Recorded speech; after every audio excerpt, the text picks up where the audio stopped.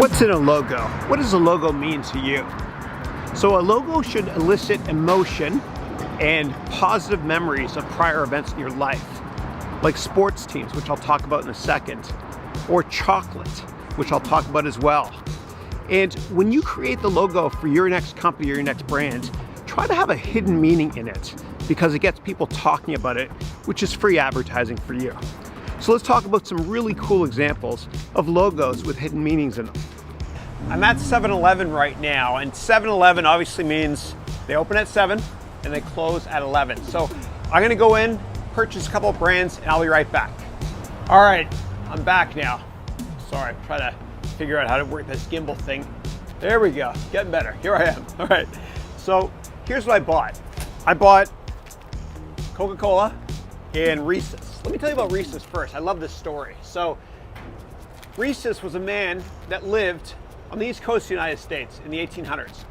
And he had 16 kids, and he worked for Hershey's.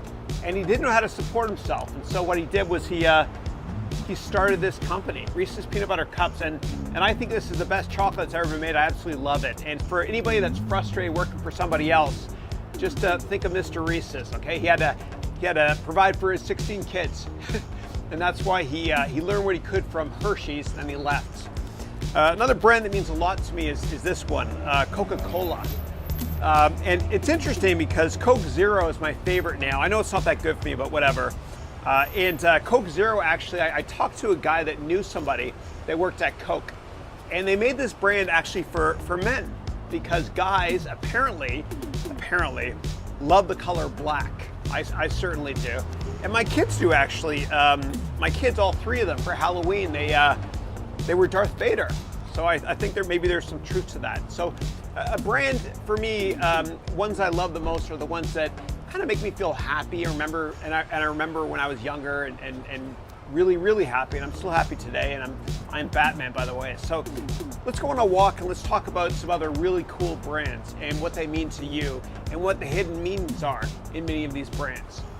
I want to show you something pretty cool here at 7-Eleven. I never saw this before, but you've got something called Amazon Locker, where if you don't have a mailbox to your house, you can get stuff shipped to here. And 7-Eleven is huge in Japan, and it was one of the best e-commerce investments in the late 1990s because a lot of people in Japan don't have big mailboxes at home, and so 7-Eleven was where they got a lot of their e-commerce stuff delivered to. Now, let's look here at Amazon. So you see the subliminal message there, A to Z. See that? Everything you want to buy from Amazon, A to Z. And it's really interesting to talk about the automotive industry and branding there as well. Toyota, I don't know if you noticed this, but they've got 3 tiers of brands.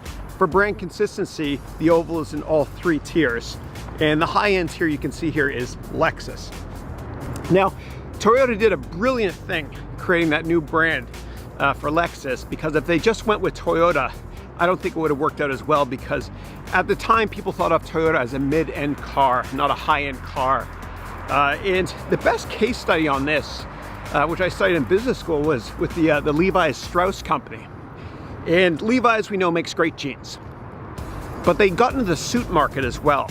And it crashed and burned because people, when they think of Levi's, they think of like jeans, right? Not high-end suits. And rather than calling the suits Levi's, they should have created a new brand commensurate with what Toyota did with Lexus, or maybe called them, I don't know, Strauss, whatever, that sort of thing. So anyway, branding is really interesting to look at when you're talking about cars. And it's interesting because like BMW, I don't know if you know this, but BMW was a company that used to sell, I think it was airplanes or airplane engines. And after World War II, they were not allowed to do that anymore. And so the logo of BMW, you can see, looks like a propeller, right? You can see the sky here and the clouds. All right, we got a loud train coming up. I'll be right back at you. And I look at my kids' brands as well. And my kids love the brand Beats. And so we looked into it. You know what that means, Beats? Those are actually earphones. I didn't know that. It's kind of cool. Very smart branding there. And my son once asked me, Dad, why is it whenever we go to the barber shop, you've got that red and blue and white spiral? And well, I looked into it. I had to. I'm so curious always. We went to, I think it was Wikipedia we went to, And the reason was because in ancient times, hundreds of years ago, whatever, if you want to get surgery, you would go to the barber shop. And after surgery, they'd take those white towels and they clean them. They try to clean them, hang them up on a blue pole out front, and the wind would make it kind of wrap around. So I don't know, it's kind of interesting to look into the history of brands as well. But for me, the most important brands in my life are the ones that they elicit a certain emotion for me. Like when I was younger, happy days when I don't know, I went to baseball games with my dad, Toronto Blue Jays, and sports brands are incredibly powerful because it transcends generations. You know, maybe you watched a football game with your mom and dad when you were a kid, watching Manchester United football in Europe, or maybe the 49ers here in the Bay Area, and people stay true to brands their whole lives and are incredibly brand loyal when it comes to sports and even video games. You know, I look at my kids, and one of my kids loves the PlayStation, the other one loves Xbox, and there's kind of like it's kind of a contentious topic for them sometimes.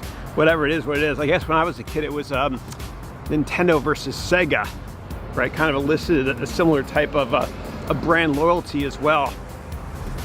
And so think about it when you create your company. Think about your branding. You know, what does a brand mean to you? You know, so I kind of copied FedEx with my brand. So FedEx has that arrow pointing forward. They're very forward-looking. You see the arrow here in their logo? It's pretty cool. It's intelligent.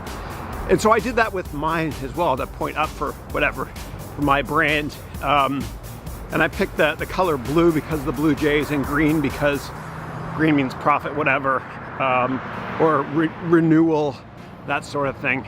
And even here in the Bay Area, I looked at a lot of different logos. Cisco it was named Cisco because of San Francisco, and the logo, you can see the Golden Gate Bridge here. And so as you create your company, think about what branding means to you. What emotions do you want your customers to feel? Do you want them to feel inspired, like an arrow up or an arrow forwards? Are there certain colors that matter to you more than others? And you got to also do research overseas in other markets, because certain colors have negative connotations in different markets.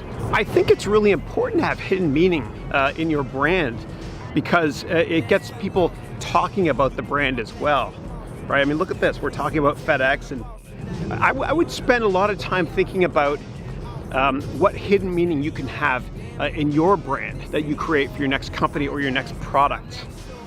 And here's some other cool examples.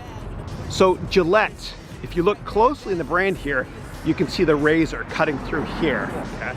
And NBC, oh, this one's interesting. So NBC wanted to get people to buy color TVs, and that's why they're the peacock. You can see the 6 colors here, and those 6 colors represent the 6 divisions of NBC from years ago. And one last little tidbit, I gotta say this quickly before the train comes, on NBC, is that General Electric Corporation owned them for years, and GEC, or General Electric Corporation, is the sound of NBC. Ding, ding, ding, on a piano. GEC, kind of interesting. Useless trivia for you there. Another cool one is Adidas. If you look, Adidas looks like you're climbing a mountain on the top of their logo, which is of course very inspirational as well. And now in terms of other tech companies here in the Valley, you've got Sun Microsystems, SUN. SUN, by the way, means Stanford University Network, because it was founded out of Stanford. Of course, now Oracle owns that company. But if you look at the logo here of Sun, you can see Sun written so many different ways. In tech, you've also got Pinterest. I don't know if you can see the pin here in the logo in the letter P here. It's kind of neat. I didn't notice that until recently. Then you've got old school brands like IBM, which stands for industry's biggest mistake, I think. I'm just kidding. Actually, this will date me, but in that movie 2001: A Space Odyssey, there was that computer HAL, H-A-L. And HAL, if you add one letter to each of those, HAL, you get IBM. That's how they named it. You got a lot of great hidden meanings in sports logos as well. The old Montreal Expos, if you look closely, you see ELB here. That's Équipe Ligue Baseball in French, baseball team in French, or Edgar Lawrence Bronfman, who is one of the owners of that team. You've got the Milwaukee Brewers. It's really interesting. The Brewers, you can see the M and the B here in the logo. But just look closely at other logos. You'll see a lot of hidden meanings. And I think it's a brilliant form of free publicity for companies. So again, when you think about creating your brand or your next brand, think about having hidden meanings as well. I was on a panel recently with the founder of the North Face. It's really interesting because they have that brand on the back of the jacket, it's not the front. So another great way to do good but different branding, similar to kind of the reverse psychology of there was I think it was called Buckley's when I was a kid. It was for cough medicine, and the logo said something along the lines of "tastes awful, but it works." Now we're walking outside Banana Republic here. We should talk about this one too. This is interesting. So the Gap wanted a higher end brand, and so they created Banana Republic, and the low end brand is what? It's Old Navy. That's right. So that one there, of course, is Lululemon. And that's actually the letter A, which was the original name of the company, Athletically Hip. And I think that's a hairstyle as well. All right, this one here is really, really clever. You see that logo there? Baskin Robbins, they have 31 flavors. You see the 3-1 there? 31 flavors. Pretty neat, huh? Oh, 31? Yeah, that's a good one. All right, let's talk about some more sports logos. So the New York Islanders logo is interesting because the I in the Islanders here points to, I think it's the Nassau Coliseum where the Islanders play on that island there in New York. Another great one in New York is the Mets, and this is my favorite one because there's an incredible color hidden meaning, which I'll get to in a second. But you see all the buildings here, those aren't just random buildings. Those are all actually iconic buildings or landmarks in New York. See if you can recognize them. But the color's the coolest part because what happened was New York used to have two great teams that moved to California. You had the Brooklyn Dodgers, which is now the Los Angeles Dodgers, and the New York Giants, which are the San Francisco Giants, where I am right now. And the colors of those two teams are blue and orange. And that's why the Mets colors are blue and orange. Pretty interesting. Here's some other cool ones. You can see here the Detroit Red Wings. Detroit is the Motor City. See the wheel? You've also got the Chicago Bulls. And if you turn the bull upside down, it's actually an unhappy robot reading a book on a park bench. Sad. That one's a fluke, of course. There's other great ones as well. Oh, I'm coming up to Walgreens here, which is a big pharmacy here in the United States. The W in Walgreens looks exactly like the baseball team, Washington Nationals. There's actually a lawsuit about that, but they cleared that up. Aside from that, you've got, of course, the Toronto Blue Jays.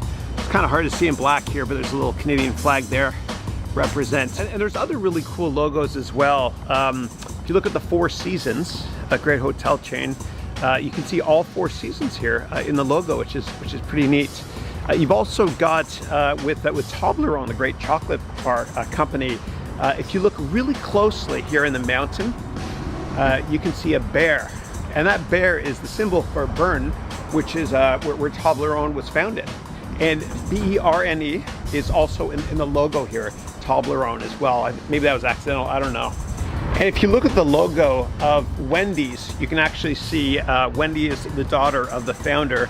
But you can see Mom, M-O-M. You see it here in the collar right there. Okay? And then, have you ever thought about why Esso, the gas station, is called Esso? It's because it's a play on the two letters S and O. So S-O, which is Standard Oil. And as a quick side note, which has nothing to do with branding, you ever get one of these emails that you click on it and you read the article and then you have to actually pay for that whole article if you want to read it? Well, I'm going to teach you a trick on how to get around that. All you do is this. You copy, and I'll put this up here so you can see it on your screen there, but you copy and paste the title of that article. You paste it into Google, you do a search, and you can read that article for free in most situations. Why? Because newspapers and magazines want these articles to be searched, okay, for SEO or search engine optimization reasons. So anyway, that's how you get all these articles for free, or most of them at least. So I thought that was helpful. All right, back to branding. And if you have a cool logo design comment that you want to share with the rest of us, then please just write it in the description field below. Thanks. And sometimes, why mess with a good thing? I remember back in, I think it was 2009 or 10, Gap rebranded from the traditional square logo to this one here, and apparently it cost them $100 million. And people were joking that you could have easily made that logo using Microsoft's word art function. Same thing happened with Kraft as well. Kraft had to rebrand.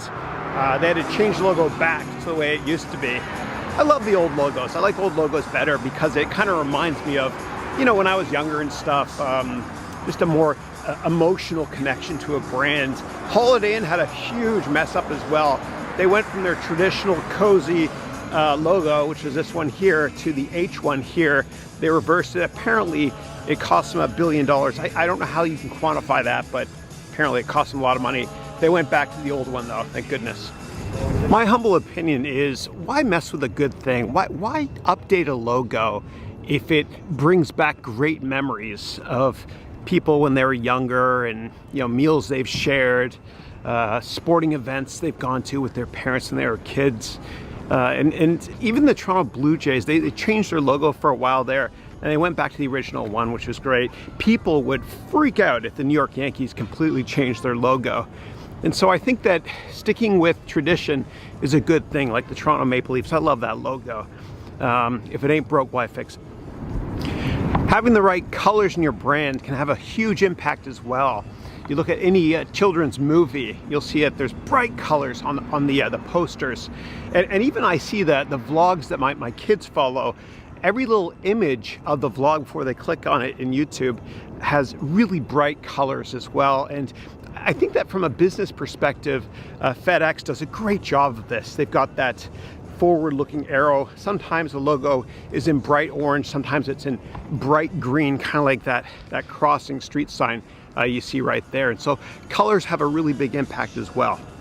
And so the bottom line is, when you're creating a logo for your next company or your next product, try to think of hidden meanings, because what happens is customers really appreciate it. They think long and hard about the logos, and look at us now. We're talking about some of the most successful brands in the world because of their hidden meanings. My favorite one by far though is Baskin-Robbins, 31 flavors. If this was helpful, and only if this was helpful, please click the like button and subscribe, and I will see you mañana. Thank you.